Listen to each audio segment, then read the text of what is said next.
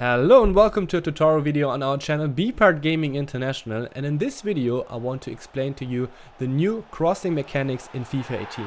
So the crossing is reworked, there are new ways to do crosses, and I want to give you an overview, and in the second part I want to explain to you the success factors, so what you should do and how you should adjust your approach to crossing to make it more successful.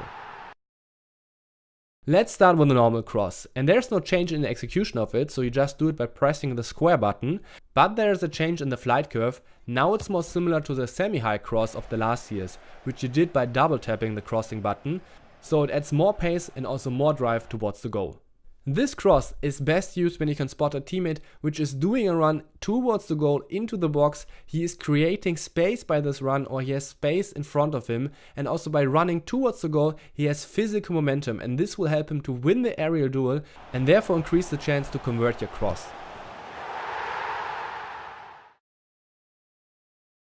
Next up is the high cross, and this is one of the new crosses. You can do it by using the L1 button as a modificator whilst pressing the square button. And this cross has a very high trajectory, a long time to travel, and it's most useful in a situation when your players are already in the box, they are waiting for the cross, and especially if you have very tall players or players with a high jumping attribute, so they have a lot of time to get in position to win the aerial duel.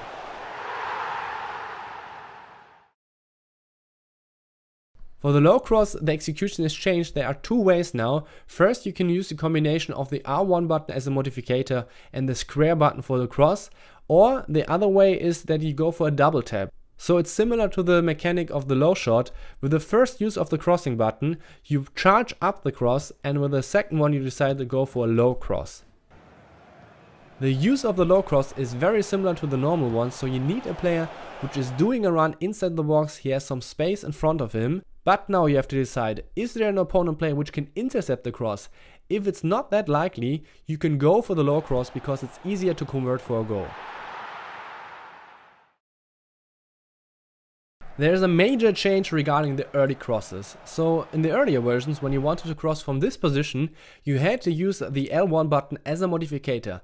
Otherwise it would end up as a high long ball because you're not in the crossing zone. This is a zone which is around the penalty box, and if you wanted to cross outside of this area, you had to use the L1 button. So this year this is changed because you use the L1 button as a modificator for the high crosses. So what you have to do is just aim towards the penalty box with the left stick and go for the cross with the square button. This will automatically lead to an early cross. This is it for the execution of the different types of crosses. Now we come to the guidelines to increase the success rate of your crosses. There are different factors, success factors, which influence that, and the first one is the opponent player. As you can see in this situation, the opponent player is blocking the view inside to the penalty box. If you want to cross it in, you can go either left or right from the opponent player, and either it's going too close to the goalkeeper or too far from the goal away. So it's never good if the opponent player is able to influence a cross like that. Also when he's close by to maybe push and pull on your player, this will also lead to a worse cross. In this case I slow down a little bit, and this way I'm able to avoid the opponent player. Afterwards I have a free look into the penalty box and I'm able to bring in a very good cross and to score from it. The direction is also a very important factor for a successful cross. What is meant by that? Eriksen at the moment is looking in this direction, but he wants to cross in this direction. So if you take a look at that, the angle between these two directions is way above 90 degrees. This is not very good because A, Eriksen does not see where he wants to cross to, and B, it's also harder to perform a cross from this position. So you have to change the direction in which the player is viewing at the moment. In this case I go for the new Kreuz turn. I'm able to avoid the opponent player, and afterwards the angle is not perfect between these two directions, but at least it's below 90 degrees, and this way it's easier to perform a cross.